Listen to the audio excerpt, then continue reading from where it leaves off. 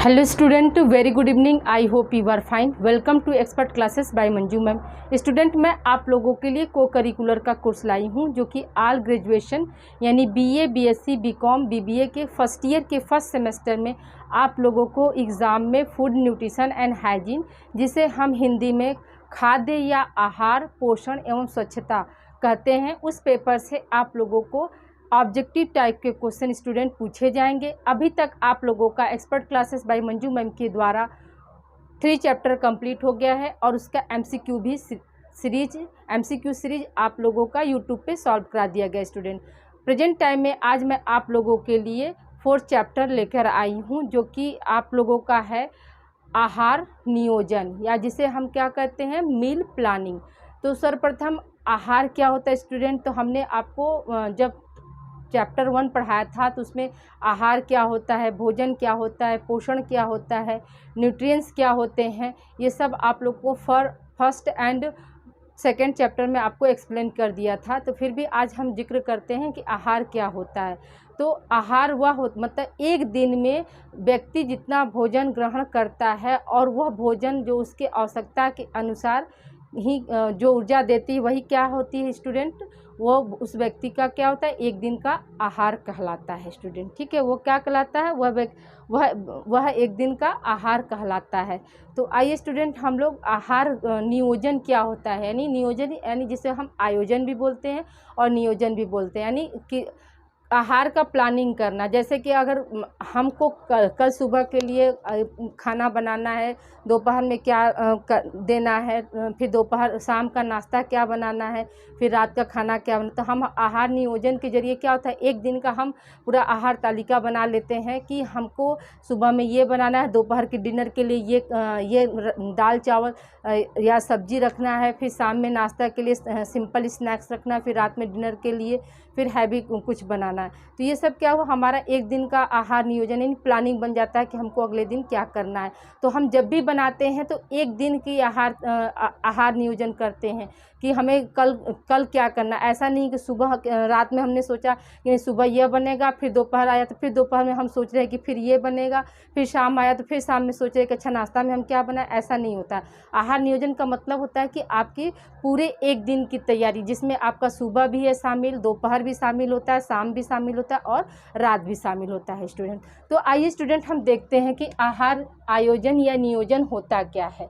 ठीक है, meal planning क्या होता है। तो देखिए, भोजन के 7 भोज्य समूह यानी 7 फूड्स ग्रुप्स के भोज्य पदार्थों की मात्रा को आहार में इस तरह से सम्मिलित करना जिससे कि परिवार के सभी सदस्यों को सभी पौष्टिक तत्व पर्याप्त मात्रा में मिल सके तथा वे स्वस्थ व निरोग रहकर अपने अपने कार्यों एवं उत्तरदायित्वों का निर्वहन पूर्ण कुशलता से कर सके, वही क्या कहलाता है, उसी को हम क्या बोलते हैं, आहार नियोजन कहते हैं स्टूडेंट। ठीक है, यानी हमारा एक दिन का जिससे आहार नियोजन बन गया, प्लानिंग बन गया, मील प्लानिंग बन गया, तो उसमें हम क्या करते हैं, उसमें हम पूरे एक दिन का रखते हैं। तो उसमें अगर मान के चलिए उस घर में बुजुर्ग है, बच्चा है, कोई स्टूडेंट, तो क्या करते हैं, बुजुर्ग और बच्चे के लिए दाल और सब्जियां क्या होती है, सादा निकालते हैं। यानी मसाला डालने से पहले क्या करेंगे, दाल पकाकर फिर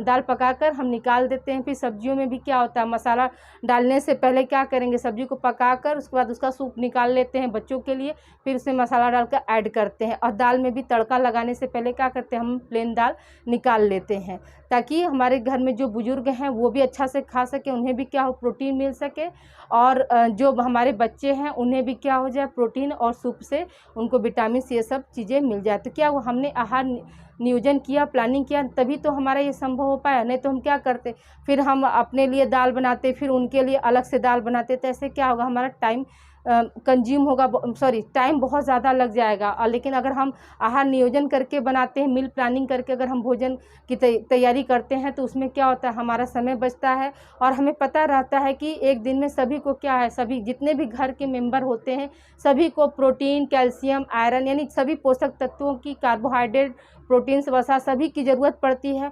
तो एक दिन के जब पूरा बन जाएगा वो आहार नियोजन, तो क्या होगा, वो सभी व्यक्तियों को मिल जाएगा स्टूडेंट। ठीक है, आइए स्टूडेंट हम बात करते हैं आहार आयोजन के सिद्धांत की, यानी प्रिंसिपल ऑफ मील प्लानिंग। तो इसमें कितने पॉइंट्स आपके आते हैं स्टूडेंट, याद रखिएगा कि इसमें आपके 10 पॉइंट है। पहला क्या है, परिवार के अनुकूल भोजन, ठीक है। तो यानी इसमें क्या है, परिवार के अनुकूल भोजन का मतलब क्या कि जितने भी परिवार के सदस्य हैं उनके अनुसार भोजन बनाएंगे, तभी क्या होगा, वो आहार प्लानिंग के अंतर्गत आएगा। दूसरा क्या है, मनोविकृति एवं पोषण को ध्यान में रखते हुए, तो किसी भी गृहिणी को मतलब भोजन बनाते समय बातों को ध्यान रखना चाहिए कि हमारे आहार में, हमारे भोजन में क्या हो, वो सारे पोषक तत्व मौजूद हों, जिससे क्या हो सके, उसको किसी भी मेंबर को पूरा न्यूट्रिशन मिल सके, और जिससे क्या हो, उसकी मनोविकृति और उस पोषण में क्या हो, सुधार आ सके। स्टूडेंट अगर मान के चलिए इनकी कमी हो जाती है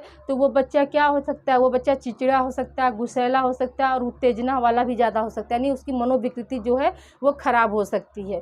ठीक है। तीसरा क्या है, पौष्टिक आवश्यकताएं, ठीक है। पौष्टिक आवश्यकताएं का मतलब स्टूडेंट की जितने भी न्यूट्रिएंट्स हैं उनकी क्या होती हैं, भोजन में रिक्वायरमेंट होती है। फिर क्या है, चौथा पोषण तथा मानसिक शक्ति। तो आहार नियोजन से ही क्या होता है, पोषण और मानसिक शक्ति भी हमें मिलती है स्टूडेंट। फिर अगला क्या है, आकर्षक ढंग से भोजन परोसना।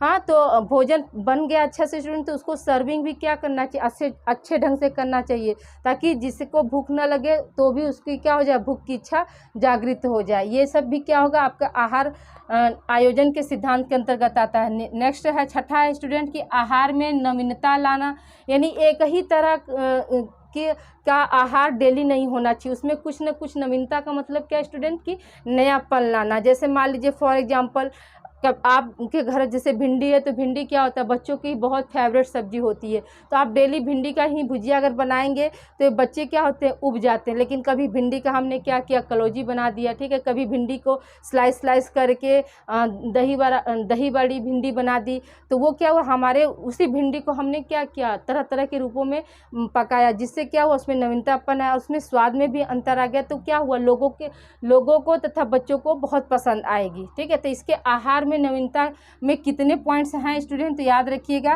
कि ये 5 पॉइंट्स हैं। कौन कौन से, तो देखिए पहला क्या है, रंग योजना में नवीनता लाना, ठीक है। जो भोजन है हमारा उसमें क्या, उसको कलर को भी हमें देखना चाहिए, उसमें नयापन लाने के लिए। फिर क्या है, पाक विधियों का प्रयोग करना। हाँ, मतलब जितने भी पाक विधियाँ हैं हमारा, उन सभी का हम प्रयोग के जरिए क्या कर सकते हैं, आहार में नयापन ला सकते हैं। नेक्स्ट है आपका विभिन्न खाद्य वर्गों से भोज्य पदार्थों का चयन। ये भी बात सही है कि मतलब जितने भी 11 आपके खाद्य पदार्थ वर्ग हैं स्टूडेंट, 7 भी हैं, 5 भी हैं, और क्या है, 11th भी है। तो 11th जो है वो अमेरिका के द्वारा दिया गया था।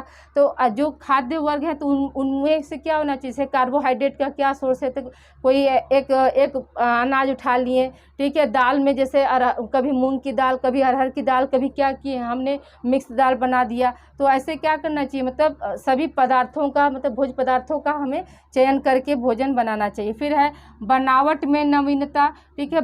आपका क्या हो, टेक्सचर में भी क्या होना चाहिए, नवीनतापन लाना चाहिए। फिर क्या है, स्वाद व सुगंध में नवीनता। तो ये भी बात सही है कि स्वाद और सुगंध में भी क्या होना चाहिए, आहार में हमारे नयापन होना चाहिए स्टूडेंट, ठीक है। स्वाद और सुगंध में भी क्या होना चाहिए, नयापन होना चाहिए। जैसे पहले के लोग अगर खीर बनाते थे तो सिंपल क्या करते थे, चावल और दूध और चीनी डाल के वो खीर बना देते थे, जिसको भोजपुरी में क्या बोलते थे, बखीर बोलते थे स्टूडेंट। लेकिन प्रेजेंट टाइम में क्या हुआ, उसी चावल को पहले क्या करते हैं, आधा घंटा पहले भिगो देते हैं, फिर उसको क्या करते हैं, देसी घी में भून देते हैं, फिर उसको हल्का सा सिलबट्टे पे या मिक्सर में ही ग्राइंड कर लेते हैं। ग्राइंड करने के बाद तब हम बनाते हैं, तो उसका क्या हुआ, स्वाद में अंतर आ जाता है। फिर लास्ट में क्या करेंगे, इलायची पाउडर ये सब डाल देंगे, तो उसमें क्या हुआ, नवीनतापन भी आ गया और एक स्वाद में परिवर्तन भी आ गया। तो यही चीज़ है कि स्वाद और सुगंध में क्या होना चाहिए, नवीनता होना चाहिए, जिससे क्या हो, जिससे माने बच्चे और बुजुर्ग सभी को क्या हो, हमारा जो आहार, हमारा जो भोजन है वो पसंद आए स्टूडेंट, ठीक है। आई होप यहाँ तक आप लोग को क्लियर हो गया हो। अगला पॉइंट है स्टूडेंट आपका परिवार के बजट के अनुरूप, ठीक है। परिवार के बजट के अनुरूप होना चाहिए। फिर क्या है, समय, शक्ति व धन की बचत करना। तो जो हम मील प्लानिंग करते हैं तो उसमें क्या होता है, हमारा समय और शक्ति और धन क्या होती है, तीनों की हमारी बचत होती है स्टूडेंट। कैसे होती है, जैसे मान लीजिए कि हम पहले क्या था, पहले आग पे ईंधन पे खाना बनता था स्टूडेंट, ईंधन पे बनता था। अब क्या हुआ, गैस पे बनता है। गैस से क्या होता है, हमारा समय भी बचता है, हमारी एनर्जी भी बचती है और हमारा जो धन है वो भी बचता है। यानी अगर आग पे पहले बनाते थे लोग तो क्या होता था, वो श्वसन से संबंधित बीमारी से ग्रसित हो जाते थे। तो इसे क्या, तीनों। फिर बाद में दूसरा एग्जाम्पल आप रख लीजिए स्टूडेंट कि पहले क्या होता था, बटुए या डेगची में दाल चावल ये सब बनता था। अब क्या हुआ, अब उसका जगह किसने ले लिया, अब उसका जगह ले लिया प्रेशर कुकर ने। तो कुकर में क्या होता है, दाल चावल इजीली बन जाता है और हमारा समय भी बच जाता है, हमारी एनर्जी भी बच जाती है और हम दाल चावल बनाते बनाते क्या होता है, किसी दूसरे कार्य को भी कर लेते हैं, बार बार हमें दाल को चलाना नहीं पड़ता। तो ये सब क्या हुआ, ये सब कहीं ना कहीं क्या है, हमारे समय की बचत कर रहा है, हमारे धन की भी बचत करता है और हमारी शक्ति का भी बचत होता है स्टूडेंट। ठीक है, अगला है आपका बची हुई खाद्य सामग्री का उपयोग करना।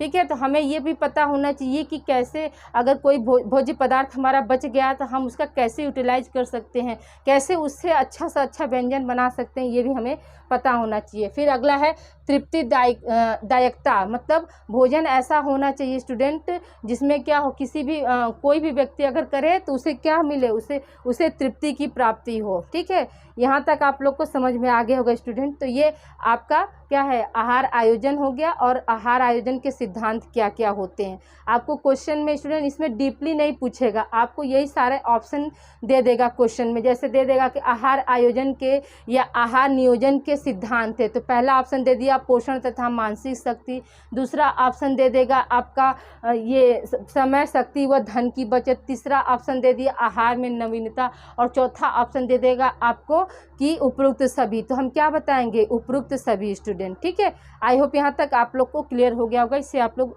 राइट डाउन कीजिए। अभी हम कारण और उपयोगिता बता रहे हैं स्टूडेंट, आहार आयोजन के कौन कौन से जो कारण होते हैं जो प्रभावित करते हैं और इसकी उपयोगिता क्या होती है। स्टूडेंट हम लोग आगे कंटिन्यू करते हैं। देखिए, आहार नियोजन के चरण यानी स्टेप ऑफ मील प्लानिंग क्या क्या होता है। तो सबसे पहला क्वेश्चन आपका यहाँ पे स्टूडेंट ये बनेगा कि आहार नियोजन यानी मील प्लानिंग के चरण कितने होते हैं। तो आपके ऑप्शन में रहेगा 1, आपके ऑप्शन में बी ऑप्शन रहेगा 2, सी ऑप्शन रहेगा 3 और डी ऑप्शन रहेगा 4।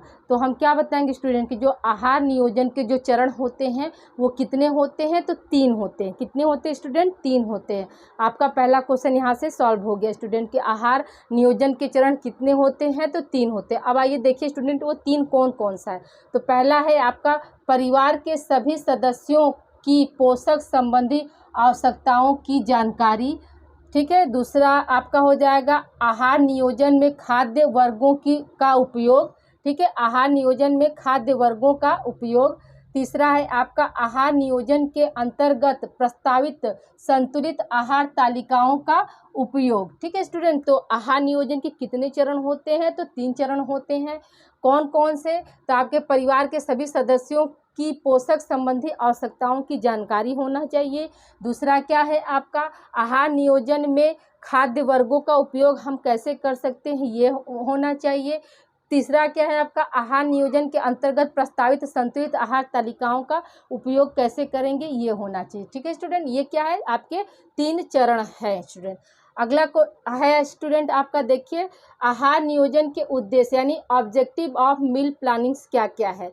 तो देखिए स्टूडेंट, पहला इसका ऑब्जेक्टिव क्या है, तो परिवार को पौष्टिक एवं संतुलित आहार प्रदान करना। यानी पहला ही उद्देश्य आपका क्या है, परिवार को पौष्टिक तथा संतुलित आहार प्रदान करना। जिससे क्या होगा स्टूडेंट, परिवार को अगर हम पौष्टिक और संतुलित आहार देते हैं तो उससे क्या होता है, उस परिवार के जो सदस्य होते हैं वो कम बीमार पड़ते हैं और वो हमेशा ऊर्जावान रहते हैं, फुर्तीले रहते हैं, हर काम के प्रति क्या होते हैं, एक्टिव होते हैं और उनके अंदर जो इम्यूनिटी पावर होती है वो स्ट्रांग होती है। किसी भी बैक्टीरिया वायरस से उनका शरीर क्या होता है, लड़ सकता है स्टूडेंट। इसलिए क्या है, परिवार को मतलब पौष्टिक और संतुलित आहार देना चाहिए स्टूडेंट। दूसरा क्या है आपका, परिवार के सभी सदस्यों की आहार से संबंधित रुचियां। ठीक है, तो यानी जो भी खाना बनाने जा रहा है तो उसे अपने घर के सभी सदस्यों की पसंद और नापसंद, उनका क्या रुचि है, इन सब बातों पर भी क्या होना चाहिए, ध्यान होना चाहिए। ठीक है स्टूडेंट। तीसरा क्या है, आर्थिक स्थिति।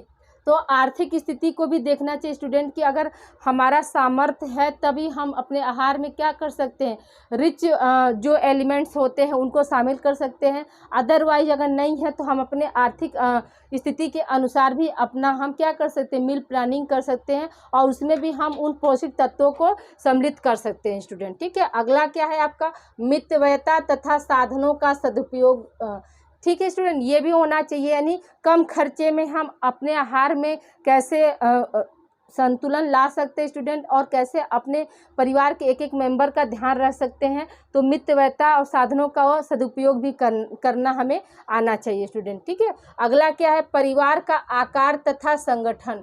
तो ये भी है कि जो भी हमारा अब मील प्लानिंग हो रहा है स्टूडेंट, तो उसमें क्या होना चाहिए, परिवार का आकार और संगठन को भी ध्यान में रखना चाहिए स्टूडेंट। फिर अगला है आपका पोषणिक अनुपयोगिता। तो उसमें क्या क्या है स्टूडेंट, देखिए पहला ऑप्शन है, माने पहला ए है आपका, दूध, अंडा, मांस, मछली, दालें आदि से हमें क्या मिलता है स्टूडेंट। तो देखिए प्रोटीन हो गया, खनिज तथा विटामिन बी क्या होता है, rich sources of vitamin B होता है। दूध, अंडा, मांस, मछली और दालें से क्या होता है, प्रोटीन मिलता है और क्या क्या मिलेगा हमको, खनिज लवण और विटामिन बी का जो है अच्छा स्रोत होता है। कौन चीज़ आपका, दूध, अंडा, मांस, मछली और दालें स्टूडेंट। ठीक है, दूसरा बी ऑप्शन क्या है, अनाज तथा अनाज द्वारा बने व्यंजन। तो अनाज हमारे लिए क्या होता है स्टूडेंट, कार्बोहाइड्रेट का काम करता है। कार्बोहाइड्रेट से हमें क्या मिलता है स्टूडेंट, ऊर्जा मिलती है। अनाज से हमें क्या मिलता है, ऊर्जा मिलती है और क्या मिलेगा, प्रोटीन भी मिलता है स्टूडेंट। ठीक है, तीसरा है आपका हरे पत्तेदार साग सब्जी, हरे पत्तेदार साग सब्जियां एवं खट्टे फल। तो खट्टे फल से हमें क्या मिलेगा, विटामिन सी मिलता है और हरे पत्तेदार साग सब्जियों एवं खट्टे फलों से हमें क्या क्या मिलेगा स्टूडेंट, विटामिन मिलेंगे, खनिज लवण मिलते हैं, विटामिन ए तथा सी जो है सबसे ज़्यादा मिलते हैं किसमें, खट्टे फलों में और हरे पत्तेदार साग सब्जियों में स्टूडेंट। अगला है आपका चौथा स्टूडेंट कि वसा एवं तेल तथा शर्करा एवं गुड़ आदि से हमें क्या मिलता है। तो स्टूडेंट याद रखिएगा कि वसा से हमें क्या मिलता है, ऊर्जा मिलता है और आपका जो तेल है उससे क्या मिलता है, 4 तरह के विटामिन मिलते हैं आपका, विटामिन ए, डी, ई के स्टूडेंट। आपको हमने बताया था जब क्वेश्चन आपको सॉल्व कराए थे स्टूडेंट अभी यूटी 1 का, तो उसमें हमने आपको बताया था कि जो विटामिन होते हैं तो मुख्यतः वह कितने तरह के होते हैं, तो 6 तरह के होते हैं। क्या क्या आपका, vitamin A, B, C, D, E और क्या था, के था स्टूडेंट। लेकिन अगर पूछा जाए कि विटामिन मुख्यतः कितने तरह के, घुलनशीलता के आधार पर कितने तरह के होते हैं, तो हम क्या बताएंगे कि घुलनशीलता के आधार पर विटामिन जो होते हैं वह 2 तरह के होते हैं। कौन कौन सा, विटामिन बी और सी जो होते हैं वो जल में घुलनशील होते हैं और आपका वसा में घुलनशील विटामिन कौन कौन से होते हैं, तो विटामिन ए, डी, ई के होते हैं स्टूडेंट। ठीक है, तो ये क्या है यहाँ पर है ना, वसा एवं तेल। तो वसा एवं तेल से क्या मिल रहा है हमको, फैट संबंधी जितने भी विटामिन हैं वो मिल रहे हैं और शर्करा एवं गुड़ से हमें क्या मिलता है स्टूडेंट, तो ऊर्जा मिलती है स्टूडेंट। आई होप यहाँ तक आप लोग को क्लियर हो गया होगा स्टूडेंट। अब आइए हम अगला स्टेप के बारे में बात करते हैं स्टूडेंट, आहार आयोजन के प्रभावित करने वाले कारक। स्टूडेंट यहाँ पर क्या नहीं होगा, आहार नियोजन को प्रभावित करने वाले कारक या तत्व। तो देखिए स्टूडेंट, आहार नियोजन को प्रभावित करने वाले कारक कितने होते हैं, तो 11 होते हैं। तो पहला क्या है आपका आयु है जिसे हम एज कहते हैं, दूसरा आपका लिंग है जिसे हम सेक्स कहते हैं। तो आयु भी क्या करता है, कहीं ना कहीं आहार नियोजन या आयोजन को प्रभावित करता है। कैसे स्टूडेंट, जैसे मान लीजिए बच्चे को हमें आहार नियोजन मैंने मील प्लानिंग करना है और वहीं पे क्या है एक बुजुर्ग के लिए करना है, तो क्या हुआ, ये दोनों डिफरेंसेस हुए ना, जो बच्चा खा सकता है वो बुजुर्ग नहीं, जो बुजुर्ग खा सकता है वो बच्चा नहीं खा सकता। या एक स्वस्थ व्यक्ति के लिए और एक अस्वस्थ व्यक्ति के लिए अगर हम मील प्लानिंग करें तो दोनों में क्या हो रहा है, दोनों में डिफरेंसेस पाए जा रहे हैं ना। तो वही यहाँ पर है आयु, एज में। ठीक है, तो एक स्वस्थ व्यक्ति की आयु के अनुसार हम बना रहे हैं और एक अस्वस्थ व्यक्ति की आयु के अनुसार अगर हम बनाएंगे तो वहाँ पे क्या हो जाएगा, वहाँ पर आपके डिफरेंसेस पाए जाएंगे। तो ये भी क्या होता है, ये भी प्रोवाइड। लिंग का मतलब क्या होता है कि गर्ल्स का अलग चॉइस होता है और बॉयज़ का क्या होता है, अलग चॉइस होता है। जैसे मान लीजिए गर्ल्स को क्या है, तीखा खट्टा ज़्यादा पसंद होता है, तो वहीं पर बॉयज़ या जेंट्स को क्या होता है, मीठा ज़्यादा पसंद होता है। तो ये भी कहीं ना कहीं क्या करता है, आहार आयोजन या नियोजन को प्रभावित करता है स्टूडेंट। फिर क्या है आपका परिवार के सदस्यों की संख्या। तो आहार नियोजन में क्या होता है, परिवार के सदस्यों की संख्या भी निर्भर करती है स्टूडेंट। अगर अधिक परिवार के जो सदस्य हैं अधिक हैं तो वहाँ पर क्या होगा, आपका मील प्लानिंग करने में क्या होगा, दिक्कतें आएंगी स्टूडेंट। ठीक है। नेक्स्ट क्या है आपका शारीरिक आकार कैसा होता है। जैसे कोई जो है पतला है तो उसका जो डाइट होगा वो कम होगा, कोई हैवी है तो उसका डाइट क्या होगा, अधिक होगा। तो ये क्या होता है, इससे भी प्रभावित है। व्यवसाय यानी बिजनेस कैसा है तो ये भी क्या करता है, ये भी कहीं ना कहीं आपके आहार नियोजन को प्रभावित करता है। नेक्स्ट है आपका परिवार की आय एवं आर्थिक दशा। तो ये भी आपका कहीं ना कहीं क्या कर रहा है, आहार नियोजन को प्रभावित कर रहा है स्टूडेंट। परिवार की जैसे इनकम का जरिया क्या है, उनके घर में गवर्नमेंट जॉब के लोग हैं या बिजनेस करने वाले लोग हैं तो उनकी जो इकोनॉमिकल कंडीशन है तो वो भी क्या करती है, मील प्लानिंग में दिक्कतें पैदा कर सकती हैं। फिर आपका 7वां है आदत स्टूडेंट। आदतें भी हैं जो है इंसान को मतलब हर इंसान की क्या होती हैं, जो खाने पीने की जो आदतें होती हैं वो अलग अलग होती हैं स्टूडेंट। तो ये भी क्या करता है, ये भी आपके आहार नियोजन को प्रभावित करता है। रुचि भी है, किसी को क्या है खट्टा पसंद तो किसी को मीठा पसंद। ठीक है। किसी को बिल्कुल गर्म गर्म खाना पसंद होता है।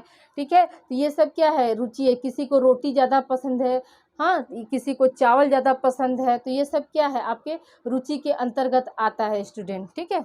फिर है आपका समय व शक्ति की उपयोगिता। तो कैसे हम समय और शक्ति की उपयोगिता कर सकते हैं, तो ये भी आहार नियोजन को प्रभावित करता है। जलवायु तथा मौसम भी क्या करता है, मील प्लानिंग को प्रभावित करता है स्टूडेंट। धर्म और संस्कृति भी क्या करती है, ये भी आपका मील प्लानिंग को क्या करती है, प्रभावित करती है स्टूडेंट। ठीक है। आई होप यहाँ तक आप लोग को क्लियर हो गया होगा स्टूडेंट। तो देखिए आपको क्वेश्चन ऐसे बन सकता है स्टूडेंट कि आहार नियोजन को प्रभावित करने वाले कारक कौन कौन से हैं। तो आपके ऑप्शन में रहेगा आयु, बी ऑप्शन हो जाएगा, लिंग सी ऑप्शन हो जाएगा, परिवार की आकार, परिवार के सदस्यों की संख्या या परिवार का आकार, तो चौथा ऑप्शन हो जाएगा उपरोक्त सभी।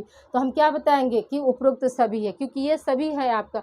फिर दूसरा क्वेश्चन ऐसे ही पूछ सकता है स्टूडेंट कि आपको दे देगा आदत तथा रुचि। ठीक है। आपको क्वेश्चन ऐसे घुमा कर भी पूछ सकता है कि आदत तथा रुचि किससे संबंधित हैं। ठीक है। किससे संबंधित है या कौन से कारक ये आदत तथा रुचि ऐसे कौन से कारक है जो प्रभावित करते हैं। तो आपको हो जाएगा भोजन को। ठीक है। आपको भोजन हो गया, दूसरा ऑप्शन हो जाएगा आहार नियोजन, तीसरा ऑप्शन हो जाएगा ए तथा बी दोनों, और चौथा ऑप्शन हो जाएगा इनमें से कोई नहीं। तो हम क्या बताएंगे स्टूडेंट कि ए तथा बी दोनों, जो आदत है और रुचि है तो ये क्या हुआ, भोजन से ही संबंधित हुआ और आहार नियोजन का भी प्रभावित करने वाला कारक है। ठीक है। तो यहाँ पे क्या हो जाएगा, दोनों हो जाएगा। ठीक है। उसी तरह से आपका क्वेश्चन यहाँ पर बन जाएगा कि आहार नियोजन के उद्देश्य कौन कौन से हैं। तो पहला आपको दे देगा कि परिवार को पौष्टिक एवं संतुलित आहार प्रदान करना या परिवार को पौष्टिक आहार प्रदान करना। बी ऑप्शन दे देगा संतुलित आहार प्रदान करना। सी ऑप्शन दे देगा आपका ए तथा बी दोनों, और डी ऑप्शन दे देगा इनमें से कोई नहीं स्टूडेंट। तो क्या करेंगे, हम सी ऑप्शन पे जाएंगे स्टूडेंट। क्यों, क्योंकि देखिए परिवार को पौष्टिक आहार, ऐसे ये पूरा सेंटेंस ना दे कि क्या करेगा, इसी में दो भाग कर देगा कि परिवार को पौष्टिक आहार प्रदान करना, बी ऑप्शन दे देगा संतुलित आहार प्रदान करना, सी ऑप्शन दे देगा ए तथा बी दोनों। तो हम किस पे जाएंगे, सी ऑप्शन पे जाएंगे स्टूडेंट। ठीक है। आई होप यहाँ तक आप लोग को क्लियर हो गया स्टूडेंट। तो ये आपका चैप्टर 4 आज कंप्लीट हो गया स्टूडेंट। आशा करती हूँ आज की क्लास आप लोगों को पसंद आई होगी स्टूडेंट। तो please like and subscribe my channel expert classes by Manju ma'am. Student आप इसे ज़्यादा से ज़्यादा बच्चों को शेयर करिए ताकि उन्हें भी को करिकुलर के बारे में जानकारी प्राप्त हो सके और वो भी अपने मेजर और माइनर के साथ साथ को करिकुलर की तैयारी को भी बेहतर कर सके स्टूडेंट। तो प्लीज़ आप लोग इस वीडियो को ज़्यादा से ज़्यादा शेयर करिए स्टूडेंट। ओके स्टूडेंट, अपना ध्यान रखिएगा। Thank you for watching student.